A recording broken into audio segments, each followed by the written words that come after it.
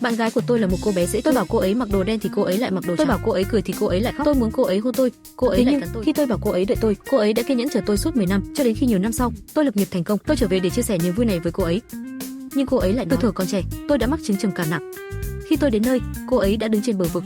Nếu có kiếp sau, tôi hy vọng mình sẽ không tệ như vậy, vì tôi muốn mãi mãi bên cạnh anh. Ngốc nghếch, người yêu em sao nỡ để em đi một mình. Nói rồi, tôi theo làn gió, ôm chặt cô ấy vào lòng. Trong khoảnh khắc lâm chung, vô vàn hối hận tràn ngập trong tôi. Tại sao không nhận ra sớm hơn? Tại sao lúc nào cũng bận rộn? Chết tiệt, công việc quái quỷ gì chứ? Tại sao tôi không ở bên cạnh cô ấy? Dần dần, ánh sáng bắt đầu tỏa sáng khắp nơi, tiếng huyên náo rộn ràng vang lên bên tai. Tôi mệt mỏi mở mắt ra, trên mặt tôi đã đẫm nước mắt từ bao giờ. Đây là tái sinh sao? Tôi lau khóe mắt, nhìn quanh bốn phía. Đột nhiên, tôi nhìn về phía ký ức.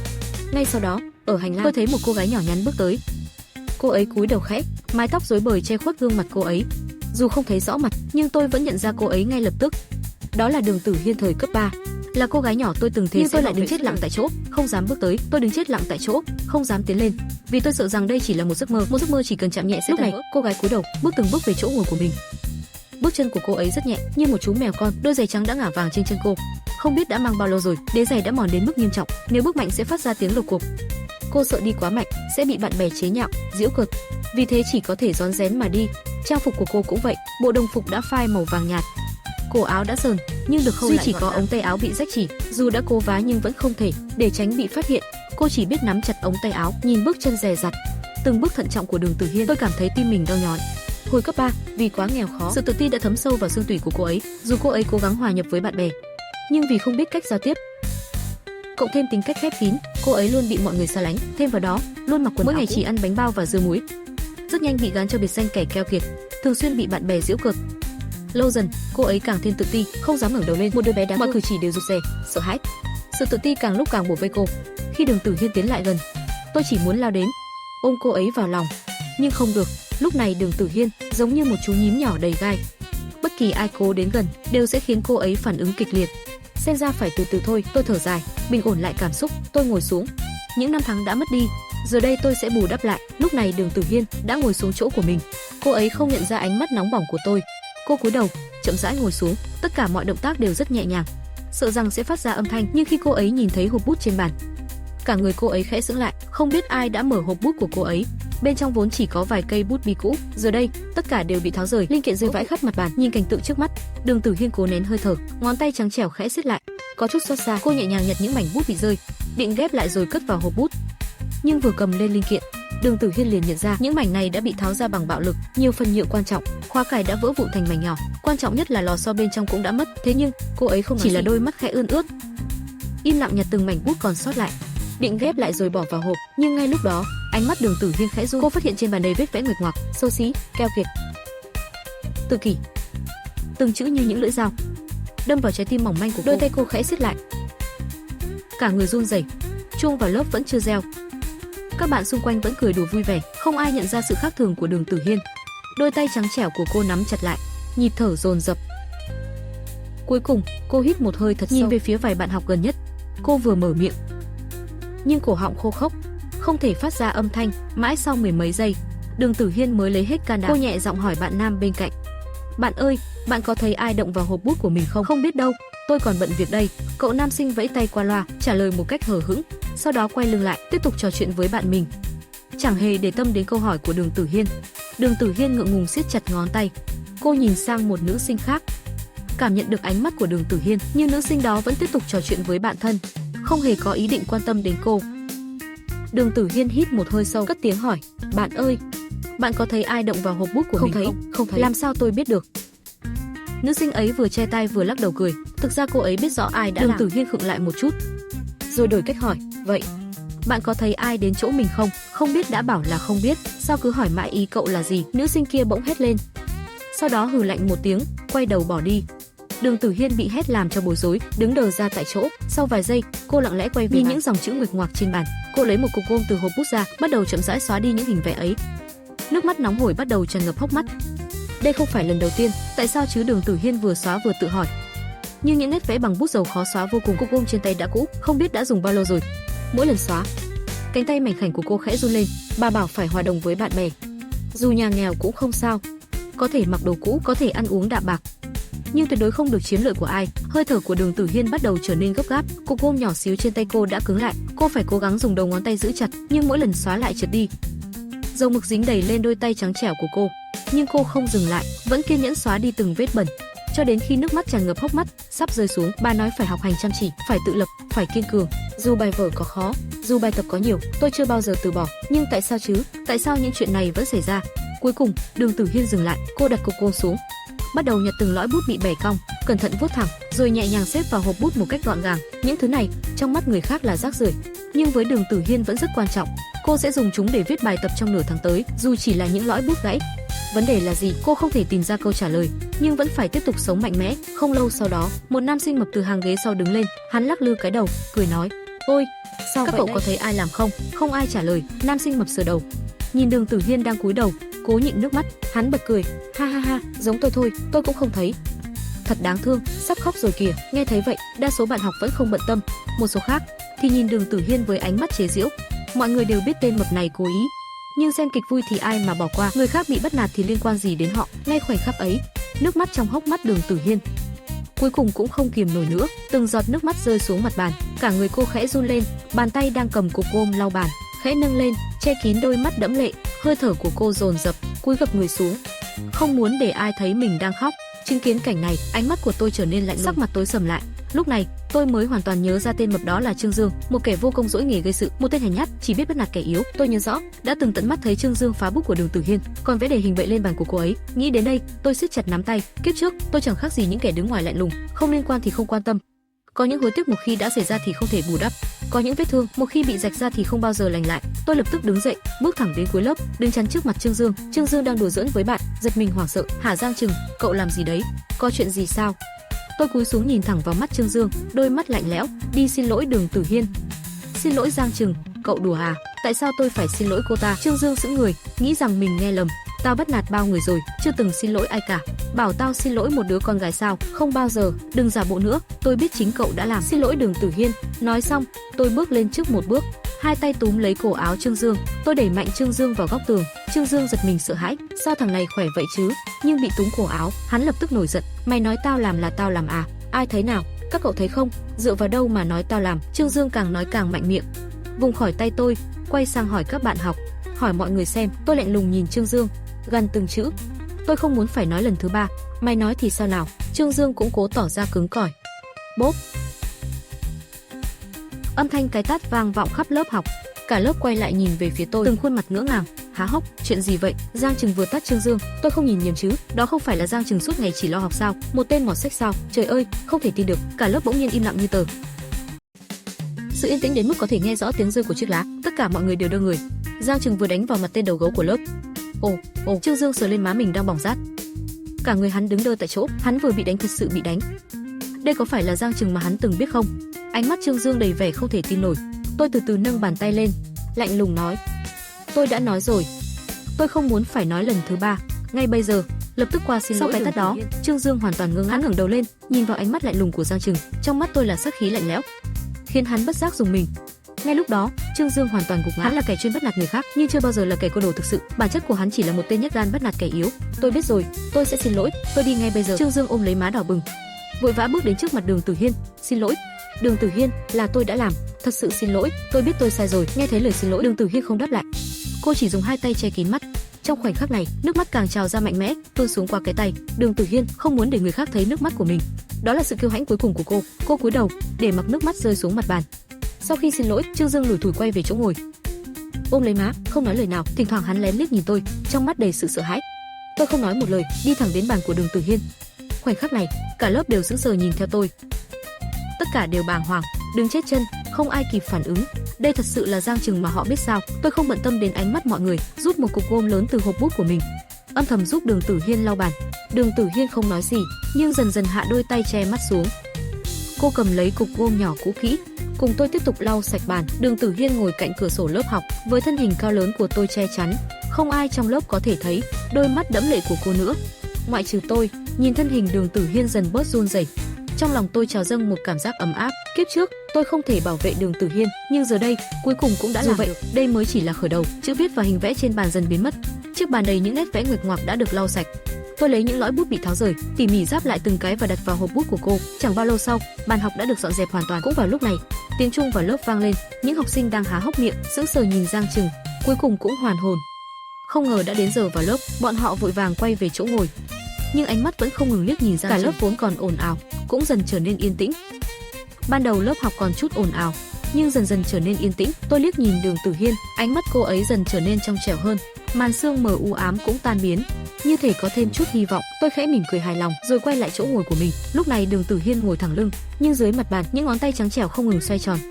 Cô lén nhìn về phía Giang Trừng, rồi vội vàng rụt ánh mắt lại. Bà nội đã nói, nếu có người giúp mình, nhất định phải nói lời cảm ơn. Đường Tử Hiên vừa nghĩ, vừa lần sờ khắp người mình, nhưng mình chẳng có gì cả. Cô lại lén nhìn Giang Trừng, hai chân căng thẳng khép chặt. Bỗng nhiên, Đường Tử Hiên nhận ra trong ngăn bút và ngăn phụ của mình có một viên kẹo sữa đại bạch thố được cất giữ cẩn thận. Đó là của em gái Tử Di để lại cho cô. Cô đã giấu rất lâu, không nỡ ăn. Với Đường Tử Hiên, viên kẹo sữa này là thứ quý giá nhất, nhưng cô vẫn cảm thấy ngại ngùng. Cô cầm lấy viên kẹo sữa đại bạch thố, ngón tay không ngừng bóp chặt rồi lại buông. Cuối cùng, cô đã hạ quyết tâm. Vài chục giây sau, một đôi tay trắng trẻo nhỏ bé rón rén đưa cho tôi một gói giấy xinh xắn. Tôi mở ra xem, bên trong là một viên kẹo sữa đại bạch thố và một hàng chữ nhỏ. Cảm ơn, tôi chỉ có cái này thôi. Cầm viên kẹo sữa đã hơi trái tim tôi bỗng chốc ngọt ngào. Với người khác, đây chỉ là viên kẹo, nhưng tôi hiểu rõ, đây là thứ quý giá nhất mà cô bé đáng thương ấy có thể trao tặng. Dù rất không nỡ, nhưng để cảm ơn vì sự giúp đỡ, lúc này có thể lấy ra thứ quý giá nhất. Dù trong lòng vô cùng tiếc nuối, nhưng để cảm ơn tôi vì đã giúp đỡ, Đường Tử Hiên vẫn đưa viên kẹo sữa ra. Tôi bóc kẹo ra, đưa vào miệng. Hương vị ngọt ngào nhanh chóng lan tỏa trên đầu lưỡi, ngọt đến tận sâu trong lòng. Tôi quay đầu lại, nhìn Đường Tử Hiên với khuôn mặt ngượng ngùng, mỉm cười dịu dàng. Kẹo ngọt lắm, tôi rất thích. Nghe thấy vậy, đôi mắt đào hoa đẹp đẽ của Đường Tử Hiên bừng sáng, hai chân vốn khép chặt vì căng thẳng cũng dần thả lỏng. Đôi tay trắng trẻo dưới bàn khẽ siết chặt vì xúc động. Cô biết gia cảnh của Giang Trừng rất tốt, trước đó vẫn lo lắng rằng lời cảm ơn của mình quá bình thường, nhưng giờ đây cô đã an tâm. Giang Trừng không hề khinh thường cô, trái tim vốn đang rối bời cũng dần bình tĩnh lại, khóe miệng khẽ cong lên một nụ cười nhẹ nhàng. Tôi tiếp tục nói, thực ra chuyện này không có gì đâu, chỉ là bạn học giúp đỡ lẫn nhau thôi. Đường Tử Hiên khẽ sững sờ, bạn học giúp đỡ lẫn nhau, cô thì thầm trong lòng câu nói đó, rồi nhẹ nhàng gật đầu. Bỗng nhiên, tiếng gót giày cao gót cộp cộp vang lên, cả lớp ngay lập tức yên lặng. Một người phụ nữ trung niên, vẻ ngoài nghiêm nghị, mặc bộ đồ công sở chỉnh tề bước vào lớp. Đó là giáo viên chủ nhiệm của chúng tôi, Từ Hồng. Bà ấy dạy môn toán và tiết học này chính là tiết toán của bà ấy. Từ Hồng bước vào lớp, ánh mắt quét qua cả lớp, mở giáo án ra chuẩn bị giảng bài. Nhưng ngay lúc đó, Trương Dương ngồi ở hàng ghế sau đột nhiên đứng dậy, ánh mắt đầy oán hận, liếc nhìn Giang Trừng, nghĩ lại ánh mắt lạnh lùng của Giang Trừng. Trong lòng Trương Dương vẫn còn sợ hãi, nhưng khi sờ vào dấu bàn tay đỏ ửng trên mặt, cơn giận trong lòng hắn bùng lên, mặt đỏ bừng, hắn đột ngột đứng phất dậy. Từ Hồng thấy Trương Dương đột nhiên đứng lên, hơi nhíu mày, lại là tên nhóc rắc rối này, làm chuyện quá đi, một con sâu làm dầu nồi canh. Từ Hồng không kiên nhẫn hỏi, Trương Dương, có chuyện gì? Đừng làm ảnh hưởng đến giờ học. Thưa cô, em tố cáo Giang Trừng đánh người. Cô nhìn dấu tay trên mặt em đi. Trương Dương giận dữ chỉ vào tôi, đổi trắng thay đen, vu oan trước. Hắn không nói gì về việc bắt nạt Đường Tử Hiên, chỉ giơ cao bên má bị tôi tát đến sưng đỏ. Từ Hồng nghe vậy, liếc nhìn mặt của Trương Dương, thấy rõ dấu tay đỏ rực trên mặt Trương Dương, sắc mặt Từ Hồng lập tức trở nên nghiêm nghị. Chuyện học sinh đánh nhau không phải chuyện nhỏ, nếu không xử lý tốt có thể bị kỷ luật, nhưng Giang Trừng lại là học sinh gương mẫu. Trong ấn tượng của bà, Giang Trừng luôn học giỏi, đối nhân xử thế tốt, chưa bao giờ gây chuyện, là hình mẫu học sinh ưu tú. Việc Giang Trừng đánh người thật khó tin. Phản ứng đầu tiên của Từ Hồng là không tin, chắc chắn Trương Dương đang nói dối, nhưng dấu tay đỏ chót trên mặt không thể giả được, và Trương Dương lại dám đứng ra tố cáo. Trong phút chốc, bà cũng không dám khẳng định. Từ Hồng đành nhìn về phía tôi, Giang Trừng, đứng lên nói xem có chuyện gì. Em giải thích đi. Tôi đứng dậy, mặt không đổi sắc. Thưa cô, đúng là em đã tát bạn ấy, nhưng việc này có lý do. Giang Trừng, đừng có ngụy biện, đánh người là đánh người, có lý do gì? Trương Dương lập tức ngắt lời tôi, không cho tôi cơ hội giải thích. Hắn quay sang đám bạn thân, ra hiệu cho Ngô Việt và Trương Khải. Ngô Việt, Trương Khải, các cậu nói đi, không phải Giang Trừng gây sự trước sao, rồi ra tay đánh tớ nữa? Đúng vậy, cả lớp đều thấy mà. Cô giáo, bọn em đều. Chính Giang Trừng là người ra tay trước. Mấy tên bạn thân của Trương Dương liền hùa theo. Nghe vậy, sắc mặt Từ Hồng nghiêm, bà nhìn thẳng vào tôi. Giang Trừng, rốt cuộc là chuyện gì xảy ra? Trương Dương đúng là học sinh cá biệt. Rốt cuộc là chuyện gì xảy ra? Trương Dương là học sinh cá biệt, bài tập không làm, trên lớp chỉ biết, điều đó không phải lý do để bị đánh. Giọng nói của Từ Hồng càng thêm nghiêm khắc. Bà nhìn thẳng vào tôi. Trương Dương đầy đắc ý. Này, mày đánh tao, đợi bị kỷ luật đi. Bên cạnh, Đường Tử Hiên lén nhìn, đôi bàn tay trắng nõn siết chặt vì tức giận. Cậu không ngờ Trương Dương lại vu oan trước, thậm chí còn kéo bạn bè nói dối theo. Rõ ràng là Trương Dương phá bút của mình, vẽ bậy lên bàn của mình. Giang Trừng chỉ giúp mình đòi lại công bằng. Giây phút này, tôi thấy Đường Tử Hiên tự trách, nếu Giang Trừng bị kỷ luật vì giúp mình, ảnh hưởng đến tương lai của cậu ấy, Đường Tử Hiên sẽ ân hận cả đời. Đường Tử Hiên nhìn sâu vào tôi. Đường Tử Hiên nhìn tôi thật sâu, ánh mắt dần trở nên kiên định. Bà ngoại từng nói, không thể để người đã giúp mình phải chịu thiệt. Hơn nữa, giữa bạn bè nên giúp đỡ lẫn nhau. Cậu ấy đã giúp mình cũng nên đứng ra bảo vệ cậu. Tôi cười khẽ, đầy tự tin, sống 2 đời người rồi, đối phó với mấy đứa học sinh cấp 3 này chẳng phải dễ như trở bàn tay sao? Đen cũng có thể nói thành trắng. Hơn được vài người muốn vu khống thật là trẻ con. Tôi khẽ lắc đầu, định lên tiếng giải thích, nhưng đúng lúc tôi sắp mở lời, một giọng nói trêu chẻo vang lên. Giáo viên chủ nhiệm Từ Hồng quay đầu lại. Đường Tử Hiên từ từ đứng lên, đôi mắt đầy kiên định, tay nhỏ dưới bàn siết chặt. Nhưng cuối cùng cậu vẫn ngẩng đầu lên. Thưa cô Từ, Giang Trừng chỉ muốn giúp em. Là Trương Dương đã phá bút của em trước, vẽ bậy lên bàn của em. Từ Hồng khẽ gật đầu, ánh mắt trầm tư. Thì ra là như vậy sao? May mà Đường Tử Hiên với học sinh như Đường Tử Hiên, gia cảnh nghèo khó nhưng thành tích luôn thuộc top 10 toàn khối. Từ Hồng luôn có ấn tượng tốt. Là giáo viên chủ nhiệm suốt hơn 10 năm. Chỉ cần nhìn thấy Đường Tử Hiên đứng lên, bà đã đoán được phần nào sự thật. Đường Tử Hiên khẽ gật đầu, có chút sốt ruột. Thưa cô, Giang Trừng chỉ giúp em thôi. Là Trương Dương phá hỏng bút của em, còn vẽ đầy bàn học của em. Từ Hồng khẽ gật đầu, ánh mắt lộ rõ sự suy tư. Thì ra là như vậy sao? May mà Đường Tử Hiên dám đứng lên, nếu không, e rằng đã xảy ra hiểu lầm. Nhưng ngay lúc này, Trương Dương lại vươn cổ ra, mặt không biến sắc. Thưa cô, không phải đâu, đây là vu khống Đường Tử Hiên. Cậu có tận mắt thấy tôi phá bút của cậu không? Cậu có tận mắt thấy tôi vẽ bậy lên bàn của cậu không? Nghe vậy, Đường Tử Hiên hơi sững người. Thực sự thì cậu ấy không tận mắt nhìn thấy. Các tình yêu ơi, hãy đăng ký kênh, thả tim và bình luận điều thầm kín với mình nhé. Thương lắm các bồ nè. Nhưng chắc chắn có bạn học nào đó đã thấy. Cậu ấy quay đầu nhìn quanh lớp, há miệng định hỏi. Nhưng Trương Dương lập tức chen ngang. Thưa cô, Hồ Việt và Trương Khải có thể làm chứng. Giờ ra chơi, tôi luôn ở cùng với họ. Đúng vậy, thưa cô, Trương Dương luôn ở cùng chúng em. Đúng vậy, Trương Dương không nói dối. Hồ Việt và Trương Khải lập tức gật đầu xác nhận. Tôi nhìn chằm chằm Trương Dương. Trương Dương, ngay trước lớp, cậu đã thừa nhận chính mình làm rồi. Đừng có giả vờ nữa. Thấy sắp bị lật tẩy, Trương Dương lập tức kích động, nói nhảm. Cậu đã đánh tôi rồi, tôi không nhận chẳng phải là ăn đòn tiếp sao? Cậu nói là cậu nhìn thấy, ngoài cậu ra còn ai thấy nữa? Cô Từ Hồng nghe cuộc tranh cãi của tôi và lông mày càng nhíu chặt. Đường Tử Hiên nhìn quanh lớp, thấy các bạn đều cúi đầu, tránh xa chuyện này. Cậu ấy cảm thấy hoảng hốt, không ngờ Trương Dương lại trơ trẽn đến vậy, nói đen thành trắng, quyết không thừa nhận. Các bạn khác hoàn toàn không muốn dây vào. Phải làm sao đây? Đường Tử Hiên siết chặt bàn tay, lại cảm thấy một nỗi bất lực sâu sắc. Nhưng đúng lúc này, một nam sinh luôn cúi đầu bỗng ngẩng lên, từ từ giơ tay. Thưa cô, em đã thấy. Lời vừa dứt như khởi đầu của một phản ứng dây chuyền. Ngay sau đó, từng nam sinh lần lượt giơ tay, thậm chí cả một số nữ sinh cũng giơ tay lên. Họ đều thừa nhận rằng mình đã nhìn thấy. Nhìn cảnh này, tôi khẽ mỉm cười. Kiếp trước, tôi có quan hệ rất tốt trong lớp, bởi vì tôi chơi bóng rổ giỏi. Tôi là bạn bóng rổ của không ít nam sinh trong lớp, gần như là anh em thân thiết. Nhờ đó, tôi cũng nhận được sự yêu thích của nhiều nữ sinh. Thêm vào đó, tôi học giỏi, thường xuyên tận tình giảng bài cho các bạn. Tôi luôn được yêu mến trong lớp. Không ngờ rằng, tình cảm bạn bè này lại được đáp lại theo cách này. Lúc này, lớp học vốn yên lặng bỗng trở nên ồn ào. Cô Từ Hồng giơ tay lên ra hiệu im lặng. Yên lặng nào Trần Phi, em là lớp trưởng, hãy nói xem, ai đúng ai sai. Nghe vậy, một nam sinh có dáng vẻ mọt sách đẩy kính lên, từ từ đứng dậy. Cậu ấy nhìn cô giáo, rồi lại nhìn quanh các bạn trong lớp. Cuối cùng chậm rãi gật đầu. Thưa cô, những gì Đường Tử Hiên nói đều là thật. Cô Từ Hồng gật đầu, ánh mắt sáng rõ. Được rồi, Trần Phi, em ngồi xuống. Đường Tử Hiên, em cũng ngồi xuống. Trần Phi lập tức ngồi xuống, còn Đường Tử Hiên thì do dự một lúc rồi từ từ ngồi xuống. Ánh mắt có chút lo lắng nhìn về phía tôi. Cô Từ Hồng nhìn tôi và Trương Dương, lạnh lùng nói, hai em ra ngoài đứng phạt, hôm nay không được vào học. Trương Dương bắt nạt bạn trước, nói thật là em đáng bị đánh. Nhưng Giang Thần, đánh người là sai, em phải học cách kiềm chế, ra ngoài đứng phạt, suy nghĩ lại hành động của mình. Nghe phán quyết của cô Từ Hồng, Trương Dương lập tức mặt mày ủ rũ, thật sự là tự lấy đá đập chân mình mà. Đường Tử Hiên, người luôn bị bắt nạt, lại dám đứng lên chỉ mặt cậu ta. Ban đầu tưởng rằng không nhận là xong, ai ngờ cả lớp đều đứng ra vạch mặt. Giờ thì hay rồi, không chỉ bị tát một cái, lại còn phải đứng phạt cả ngày. Trương Dương gào lên một tiếng rồi rời khỏi lớp. Tôi thì không bận tâm lắm, từ từ bước ra khỏi lớp học. Dù sao cũng không muốn học bài, đứng phạt thì đứng phạt, cũng tiện để tôi suy nghĩ về tình hình hiện tại. Không ảnh hưởng đến giờ học nhé. Các em mở vở ra, hôm nay chúng ta ôn tập quyển 2. Thấy hai người đã rời đi, cô Từ Hồng mở giáo án ra và nói, lệnh vừa ban ra, toàn bộ học sinh tập trung mở vở ghi chép. Chỉ riêng Đường Tử Hiên vẫn đờ đẫn nhìn theo bóng lưng tôi, trong lòng khẽ dâng lên chút áy náy. Ngoài hành lang lớp học, tôi đút hai tay vào túi, nhìn ra cửa sổ. Trời vẫn vậy, mây cũng vậy, mọi thứ vẫn y hệt như ngôi trường cấp 3 trong ký ức của tôi. Nghĩ lại ánh mắt kiên định của Đường Tử Hiên ban nãy và viên kẹo sữa ngọt ngào ấy, khóe miệng tôi khẽ nhếch lên. Trong ký ức kiếp trước, Đường Tử Hiên bị bắt nạt bởi bạn bè, tâm hồn cậu ấy chịu đựng tổn thương nặng nề. Nhưng giờ đây, vì tôi đã trọng sinh, mọi thứ đã hoàn toàn khác. Số phận của Đường Tử Hiên đã có một chút thay đổi, mọi thứ đang dần phát triển theo hướng tốt đẹp. Khoan đã, tôi chợt nhớ ra, hình như chẳng bao lâu nữa, bà nội đã nuôi nấng Đường Tử Hiên sẽ bị bệnh nặng trở lại. Kiếp trước, vì không có tiền chạy chữa, bà nội đã ra đi rất sớm. Điều này trở thành nỗi ám ảnh trong lòng Đường Tử Hiên, không cách nào gỡ bỏ. Đến tận phút cuối cùng, cô bé dễ thương này vẫn còn nhớ thương người bà đã nuôi nấng mình trưởng thành. Nghĩ đến đây, tôi nắm chặt nắm đấm, xem ra tôi phải nghĩ cách kiếm thêm tiền rồi. Mục tiêu đầu tiên sau khi trọng sinh chính là giúp bà nội Đường Tử Hiên bình phục. Khi tôi còn đang trầm tư, thời gian cứ thế trôi qua. Tiếng chuông tan học vang lên.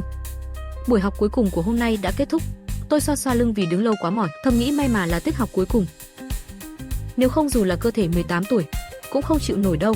Nghĩ vậy, tôi quay người chuẩn bị vào lớp, nhưng vừa bước chân ra, một bàn tay to lớn bỗng đặt lên vai tôi. Tôi quay đầu lại, thấy không biết từ bao giờ, mấy nam sinh đã ùa ra khỏi lớp, bao quanh lấy tôi. Tôi nhìn quanh, có chút ngạc nhiên, chuyện gì thế này? Tôi thắc mắc. Học sinh trong lớp từng người cũng kéo nhau ra, họ đứng sát nhau, bao vây tôi kín mít không một khe hở. Nhìn những gương mặt quen thuộc, tôi mỉm cười. Sao tan học rồi mà còn chưa về nhà? Một nam sinh hơi mũm mĩm, há hốc miệng. Về nhà gì mà về? Cậu ta hăng hái vung tay. Giang Thần, cú tát đó của cậu sướng thật đấy. Một nam sinh khác hào hứng mô tả. Chỉ nghe bốp một tiếng giòn tan luôn. Trương Dương còn không nể, nghe rõ to, chát chát chát. Thế nào là nhanh? Chuẩn đó, thế mới gọi là nhanh. Cậu ấy còn ngả người ra sau theo, khiến cả đám bật cười vang. Tôi nhìn lũ bạn lém lỉnh, cũng không nhịn được mà cười. Giang Thần, cậu xử lý đẹp lắm. Đúng đấy, tôi sớm đã ngứa mắt Trương Dương rồi, chẳng hiểu hắn ta làm màu cái gì. Giang Thần, yên tâm đi, nếu thằng đó dám gây sự với cậu, mấy anh em tôi sẽ giúp cậu. Vài nam sinh trong nhóm vỗ ngực bảo đảm, đầy khí thế. Đúng lúc này, vài nữ sinh cũng đã dọn dẹp xong đồ đạc. Đúng lúc này, một vài nữ sinh cũng đã thu dọn xong đồ đạc. Từ trong lớp bước ra, họ nhìn tôi bị bao quanh chật kín. Một nữ sinh buột miệng nói, các cậu có thấy Giang Thần dạo này có vẻ khác không? Một nữ sinh khác gật đầu, đúng vậy, nhưng cũng không rõ khác ở đâu. Trước đây Giang Thần chỉ biết học thôi, bây giờ thì lại trông có chút khí chất nam tính hơn. Mấy nữ sinh trò chuyện vài câu, nhìn tôi một cái rồi rời đi. Còn Trương Dương đứng cách đó không xa, sắc mặt ngày càng khó coi. Hắn xoa xoa má còn đang đau rát, cúi đầu, hậm hực bỏ đi thật nhanh. Vài phút sau, đám bạn vây quanh tôi cũng dần tản đi, chỉ còn lại vài bóng người. Tôi chào tạm biệt vài câu, rồi quay trở lại lớp học. Vừa bước vào lớp, ngẩng đầu đã thấy ở góc cửa sổ một dáng vẻ ngây ngô của Đường Tử Hiên đang chăm chỉ học thuộc từ vựng tiếng Anh. Cậu ấy lẩm nhẩm đọc theo. Trên tay là một cuốn sổ nhỏ cũ kỹ, đầy kín những dòng chữ chi chít. Nhìn Đường Tử Hiên nghiêm túc học bài, tôi khẽ xúc động. Trong ký ức, kiếp trước Đường Tử Hiên cũng luôn học đến khuya, một mình đội bóng tối trở về nhà. Cũng không lạ gì khi cậu ấy cuối cùng đỗ vào Thanh Hoa, Bắc Đại. Đằng sau ánh hào quang đó là nỗ lực phi thường mà Đường Tử Hiên đã bỏ ra. Không muốn quấy rầy cậu ấy đang chăm chỉ học, tôi nhẹ nhàng bắt đầu quét dọn lớp học. Thời gian trôi qua rất nhanh, khi bên ngoài ngày càng náo nhiệt. Tôi xoa cái cổ tay đau nhức vì lau bảng quá lâu. Cuối cùng cũng dọn dẹp xong lớp học, nhưng vừa quay lại tôi lại thấy Đường Tử Hiên ngốc nghếch kia vẫn đang ngồi yên ở chỗ ngồi, nhưng bây giờ cậu ấy không còn đang học bài, mà ánh mắt đầy lo lắng nhìn ra ngoài cửa sổ. Thấy vậy, tôi có chút ngạc nhiên, chăm học đến mấy cũng không cần ở lại muộn thế này. Con gái ở lại khuya một mình không an toàn đâu. Tôi hơi suy nghĩ một chút, sau đó bước tới bàn của Đường Tử Hiên, ngón tay gõ nhẹ lên bàn. Đi thôi, về nhà cùng nhau, muộn thế này không an toàn đâu, tôi đưa cậu về nhà. Nghe vậy, Đường Tử Hiên giật mình hoảng hốt, ban nãy mải mê học từ vựng, suy nghĩ lung tung, cậu ngốc nghếch đến giờ mới phát hiện ra trong lớp trống không. Vậy mà vẫn còn một người nữa. Đừng giật mình như vậy, là tôi đây. Tôi trực tiếp nhấc ba lô lên, ngồi xuống đối diện Đường Tử Hiên, thấy rõ là Giang Thần. Đường Tử Hiên mới khẽ vỗ ngực, bình tĩnh lại đôi chút. Không cần đâu, tôi muốn học thêm một lát nữa, đợi chút nữa tôi sẽ tự về nhà. Nói xong, Đường Tử Hiên nhẹ nhàng lắc đầu, học thì về nhà cũng có thể học mà. Sao phải nhất định ngồi lại đây, muộn thế này rồi, tôi có thể yên tâm. Cậu, một cô gái, tự về nhà sao? Tôi chống cằm hỏi ngược lại, ánh mắt nhìn vào đôi mắt đào hoa xinh đẹp của Đường Tử Hiên. Không sao đâu, tôi vẫn luôn về nhà muộn. Đường Tử Hiên bị ánh mắt của tôi làm cho lúng túng, cúi đầu, phải mất một lúc mới đáp lại, không đúng. Hay là cậu chê tôi không muốn tôi đưa cậu về nhà? Thấy Đường Tử Hiên vẫn không chịu, tôi lập tức làm ra vẻ mặt tổn thương. Không phải đâu. Đường Tử Hiên hoảng hốt lắc đầu giải thích. Cậu ấy chăm chú nhìn vào khuôn mặt của tôi, chậm rãi nói, Giang Thần, tôi không chê cậu, chỉ là không có gì, không chê tôi. Vậy thì cùng đi nào, ngay bây giờ. Tôi không nói thêm gì, nhấc ba lô của Đường Tử Hiên lên, bước thẳng ra khỏi lớp học. Nhìn bóng lưng Giang Thần dần xa, Đường Tử Hiên trong mắt lộ ra chút do dự, nhưng cuối cùng vẫn cắn răng đi theo. Ánh đèn đường mờ nhạt không đủ sáng cả con phố. Trong đêm tối, thành phố băng giá tháng 10 đã hơi lạnh, nhiệt độ vẫn trên không, nhưng gió lạnh mang theo hơi ẩm luồn vào tay áo, lạnh buốt thấu da thịt.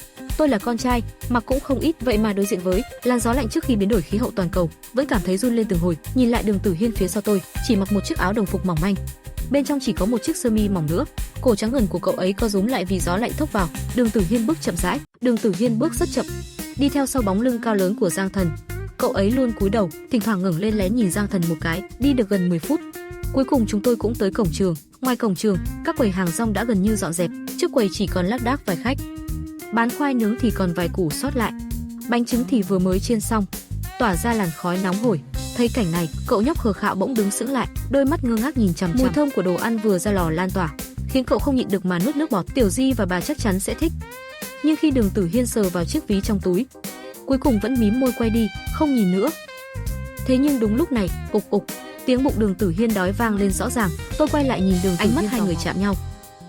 Đường Tử Hiên đứng ngơ ngác, bàn tay nhỏ xinh khẽ nắm chặt lại vì xấu hổ, khuôn mặt trắng nõn đỏ bừng lên, như đóa đào chớm nở. Tôi, cậu nhóc ngượng ngùng cúi đầu, bàn tay nhỏ đặt trước bụng khẽ xoay vòng. Thấy cảnh này, tôi suýt nữa bật cười, nhưng vẫn cố nhịn lại.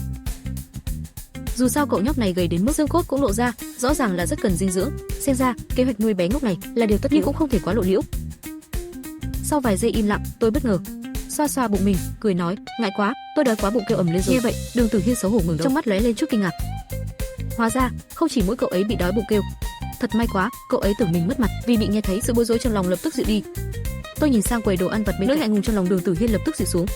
Tôi nhìn sang quầy đồ ăn vặt bên cạnh, phất tay nói, vừa hay tôi đi mua đồ ăn, em đứng đây đợi, không được chạy đâu, không được tự mình rời đi. Đường Tử Hiên há hốc miệng, còn chưa kịp nói gì, tôi đã quay người bước đi, nhìn quầy đồ ăn thơm phức bên cạnh.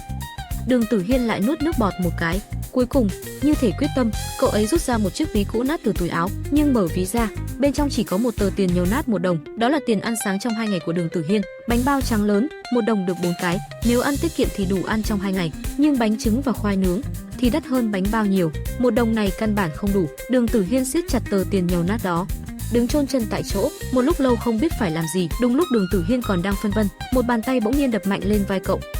Trời ạ, tìm cả buổi mới thấy mày, Đường Tử Hiên, mày thật khó tìm đấy. Một cô gái tóc đỏ rực chói mắt, đồng phục học sinh rách nát, hờ hững nói, khuôn mặt trang điểm đậm kiểu sát ma đặc trưng, trên tai đeo hoa tai lấp lánh, trong tay còn kẹp một điếu thuốc vừa đốt, vừa nói vừa nhả khói thành vòng tròn. Sau cô gái tóc đỏ này, còn có 5-6 cô gái tóc đủ, tất cả đều đang hút thuốc, mỗi người đều toát lên vẻ ngỗ ngược, kiêu căng. Đường Tử Hiên giật mình, vội vàng lùi lại một bước, cúi đầu định quay người bỏ đi, nhưng đáng tiếc đã quá muộn. Cô gái tóc đỏ chỉ khẽ ra hiệu bằng ánh mắt, bọn họ lập tức vây Đường Tử Hiên vào giữa. Đừng có không biết điều, lúc nào cũng nói không có tiền. Hôm nay tôi thấy em định mua đồ mà, lần này chắc chắn có tiền rồi nhỉ? Cô gái tóc đỏ dập điếu thuốc, một tay túm lấy cổ áo Đường Tử Hiên, vẻ mặt khó chịu. Này, tôi không có tiền. Đường Tử Hiên cúi đầu, hai tay siết chặt lấy ví tiền của mình. Không có tiền? Chết tiệt, không biết điều phải không? Trong tay cầm ví mà còn bảo không có tiền, mày tưởng tôi mù chắc? Cô gái tóc đỏ buông tay ra, khẽ cười khinh bỉ, quay đầu nhìn đám bạn sau lưng. Tiểu Lệ, Tiểu Tử, giữ nó lại cho tôi sẽ tự kiểm tra, tôi muốn xem thử nó có tiền không. Tiểu Lệ và Tiểu Tử lập tức gật đầu, nhanh chóng túm lấy Đường Tử Hiên, kẹp chặt giữa hai người. Đường Tử Hiên vùng vẫy dữ dội để chống cự, hai tay vẫn cố bảo vệ chiếc ví của mình, nhưng Tiểu Lệ và Tiểu Tử đều là hai người, Đường Tử Hiên thì quá gầy yếu, chúng dễ dàng gạt tay cậu ra. Hai người dùng cánh tay khóa chặt lấy Đường Tử Hiên. Đường Tử Hiên đau đớn nhăn mặt lại, nhìn bàn tay cô gái tóc đỏ đang tiến gần, tim cậu đập thình thịch, càng lúc càng nhanh. Đúng lúc bàn tay cô gái tóc đỏ sắp chạm vào ví tiền, một bàn tay to lớn bất ngờ xuất hiện, túm chặt lấy tay cô ta, khiến cô đau đớn hét lên. Tiểu Lệ và Tiểu Tử bị đẩy bật ra. Đường Tử Hiên bỗng cảm thấy sức ép biến mất, quay đầu nhìn lại, chỉ thấy tôi đang ngậm một chiếc bánh trứng, tay còn lại cầm thêm một cái nữa.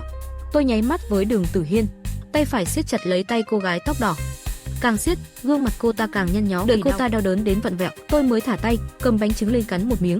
Ánh mắt lạnh lùng quét qua đám nữ côn đồ đủ màu, thảo nào Đường Tử Hiên luôn về muộn, hóa ra là có người gây sự. Kiếp trước tôi không để ý đến chuyện này, cũng không biết đám nữ côn đồ này tìm Đường Xem ra hoàn cảnh của Đường Tử Hiên còn tệ hơn những gì tôi tưởng tượng.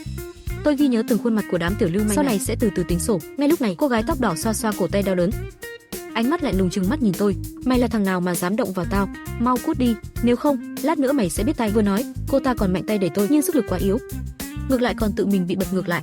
Tôi thản nhiên vỗ vỗ ngực, ánh mắt bình tĩnh nhìn thẳng vào cô gái tóc đỏ. Tôi là thằng nào à? Miễn cưỡng thì coi như bố nuôi của mày. Tôi mỉm cười bình thản. Nếu bố ruột mày không dạy mày lễ phép, thì để bố nuôi này dạy cho. Mẹ kiếp tìm chết à?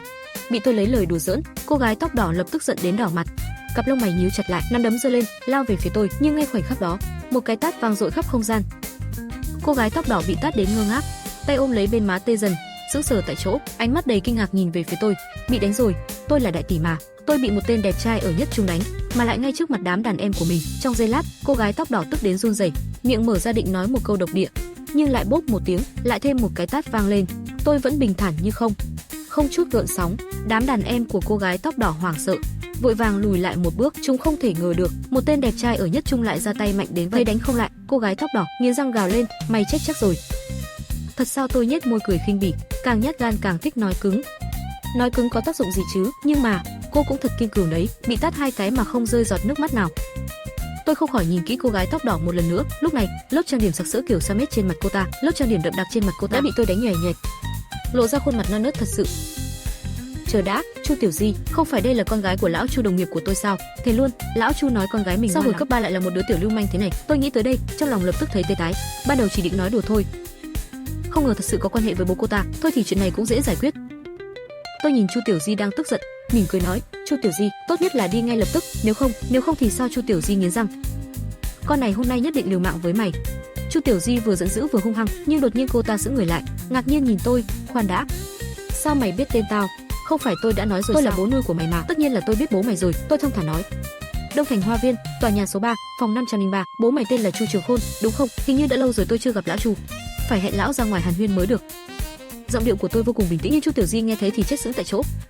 Cả người cô ta lập tức tê dại, mẹ nó, gặp quỷ rồi sao?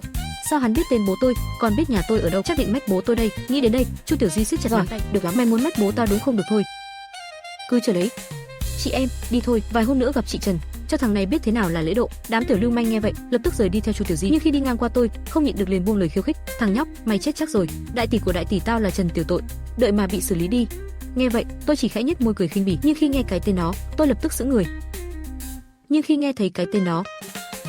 người.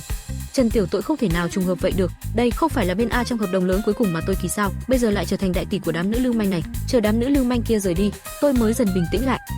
Dù là trùng hợp, nhưng chăm sóc Tiểu Ngốc mới là việc chính. Lúc này, bàn tay nhỏ nhắn của Tiểu Ngốc nhẹ nhàng chạm vào lưng tôi. Cảm ơn. Giọng cậu ấy rất nhỏ nhưng vô cùng chân thành. Tôi đã nói rồi mà, giữa bạn học với nhau thì phải giúp đỡ lẫn nhau. Tôi cười nhẹ, ra vẻ không để tâm. Đầu Tiểu Ngốc gật nhẹ, rồi lại cúi xuống. Này, đây là bánh tráng nướng của cậu. Tôi đưa chiếc bánh tráng nướng bên tay trái cho Tiểu Ngốc, nhưng Tiểu Ngốc chỉ nhìn rồi lắc đầu. Không cần đâu, tôi không đói. Giọng cậu ấy nhỏ như tiếng muỗi kêu.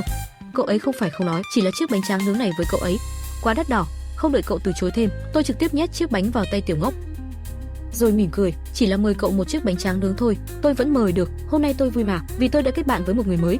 Tôi nhìn vào đôi mắt của Tiểu Ngốc, nhẹ nhàng nói, người bạn mới này tên là Đường Tử Hiên. Nói xong, cậu ấy đột nhiên ngẩng đầu, trong đôi mắt đẹp ấy ánh lên tia sáng. Cảm ơn, cậu ấy khẽ nói. Lúc này, trong tay cậu chiếc bánh tráng nướng vẫn còn hơi ấm, và trái tim vốn lạnh lẽo của Đường Tử Hiên cũng dần dần trở nên ấm áp. Chiếc bánh tráng nướng nóng hổi tỏa ra hương thơm ngào ngạt. Đường Tử Hiên khẽ mím môi. Ngay khi mùi hương xộc vào mũi, nước miếng trong miệng cậu ấy lập tức chảy ra. Nhưng dù cầm bánh tráng nướng rất lâu, cậu ấy vẫn không dám cắn. Đường Tử Hiên nuốt nước miếng, rồi ngẩng đầu nhìn về phía tôi. Cậu ấy ngập ngừng hỏi, vậy cái này tôi mang về nhà ăn sau có được không? Tôi vẫn chưa đói. Nói chưa dứt lời, bụng của Đường Tử Hiên lại kêu lên ùng ục một tiếng. Cậu ấy xấu hổ cúi gằm mặt. Thực ra cậu ấy đã rất đói rồi, thậm chí chỉ muốn ăn ngay chiếc bánh tráng nướng trước mặt. Nhưng nghĩ đến món ngon này, bà nội và em gái ở nhà lại không được ăn, cậu ấy lập tức nhịn lại. Tiểu Ngốc này thà tự nhịn đói, cũng muốn mang chiếc bánh này về để bà và em gái được ăn. Tôi nhìn thấu tâm tư của Đường Tử Hiên, trong lòng không khỏi xót xa. Tiểu Ngốc này đói đến mức bụng kêu ầm ĩ, vậy mà vẫn nghĩ đến bà và em gái. Đúng là một tiểu ngốc mà. Ăn đi, mang về sẽ không ngon nữa đâu. Vừa nói, tôi giơ cao túi ni lông bên tay phải, cười bảo, của bà và em gái cậu, tôi đã chuẩn bị sẵn rồi. Nhìn này, còn nóng hổi, nhanh ăn đi. Ăn xong chúng ta về nhanh, bà và em gái cậu vẫn còn được ăn nóng. Đường Tử Hiên nhận ra tôi hiểu rõ tâm tư mình, trong lòng có chút ngại ngùng, nhưng sự chu đáo của tôi khiến cậu ấy không còn lý do từ chối. Cảm ơn cậu, Giang Trần. Thế thì giờ ăn được rồi chứ? Đường Tử Hiên gật đầu thật mạnh. Cậu ấy cắn nhẹ một miếng, chóp chép. Đường Tử Hiên ăn từng miếng nhỏ, đôi môi hồng đào khẽ hé mở, cắn một miếng, bánh tráng nướng giòn tan nơi đầu lưỡi. Cậu ấy ngốc nghếch nghĩ rằng ăn ít một chút, để bà và em gái có thể ăn được nhiều hơn. Thức ăn trong nhà rất đạm bạc, bà bị bệnh, em gái lại đang tuổi ăn tuổi lớn. Cậu ấy ăn ít đi cũng chẳng sao, nhưng mùi thơm nhẹ nhẹ của bánh tráng nướng hòa quyện với hương vị của thịt lợn chiên và sốt lập tức bùng nổ trong miệng. Đường Tử Hiên không thể kiềm chế, ăn một miếng rồi lại một miếng. Cậu ấy ăn càng lúc càng nhanh, chỉ chốc lát, chiếc bánh đã bị ăn sạch. Gương mặt trắng trẻo của Đường Tử Hiên đã biến thành khuôn mặt của một chú mèo. Nhìn chiếc túi ni lông trống rỗng trên tay, cậu ấy ngại ngùng cúi gằm mặt xuống. Cậu ấy không ngờ chiếc bánh lại ngon đến vậy, không nhịn được mà đã ăn hết sạch. Tôi vẫn luôn quan sát Đường Tử Hiên từ bên cạnh. Tôi nhận ra khi cậu ấy ăn miếng thịt, đôi mắt hoa đào xinh đẹp của cậu ấy sẽ sáng lên. Quả nhiên là một tiểu ngốc thích ăn thịt. Xem ra kế hoạch chăm sóc tiểu ngốc này sau này sẽ rất thuận lợi. Nghĩ đến đây, tôi không nhịn được cười khẽ. Đường Tử Hiên lại tưởng Giang Trần đang cười mình ăn ngấu nghiến, gương mặt trắng trẻo lập tức ửng lên một màu hồng nhạt.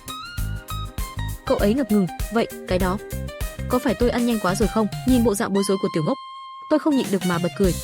Ăn xong rồi thì lau miệng đi, mặt cậu toàn là dầu mỡ rồi. Vừa nói, tôi lấy ra một tờ khăn giấy, định đưa tay lau mặt cho Đường Tử Hiên. Thấy tôi đưa tay tới, cậu ấy giật mình, vội vã đón lấy khăn giấy. Tôi tự lau là cảm ơn. Lau sạch khuôn mặt, Đường Tử Hiên chỉ cảm thấy má mình nóng bừng bừng. Ăn xong bánh tráng nướng, chúng tôi cũng gần đến nhà Đường Tử Hiên. Cậu ấy sống trong khu ổ chuột này không có đèn đường. Ánh sáng lờ mờ từ các tòa nhà chiếu ra yếu ớt. Tôi cẩn thận quan sát xung quanh. Tường nhà loang lổ đầy vết nứt. Những mạng nhện trắng xóa bám kín từng góc, lối đi hẹp được lát bằng đá xanh nứt nẻ. Mỗi bước chân vang lên tiếng đá vỡ. Tôi cảm thấy hơi ngạc nhiên. Tôi chỉ biết rằng Đường Tử Hiên hồi cấp 3 sống trong điều kiện khó khăn, nhưng không ngờ lại là nơi tồi tàn đến vậy. 10 năm sau, khu ổ chuột này sẽ bị giải tỏa, sau đó được quy hoạch thành khu thương mại với những tòa cao ốc san sát, sạch sẽ không một hạt bụi. Nhưng hiện tại, những bức tường nơi này đầy vết nứt, gió lạnh thổi qua, len lỏi vào trong phòng. Nếu trời mưa, nước đọng lại, tôi có thể tưởng tượng được phòng sẽ ẩm ướt đến mức nào. Các tình yêu ơi, hãy đăng ký kênh, thả tim và bình luận điều thầm kín với mình nhé. Thương lắm các bồ nè.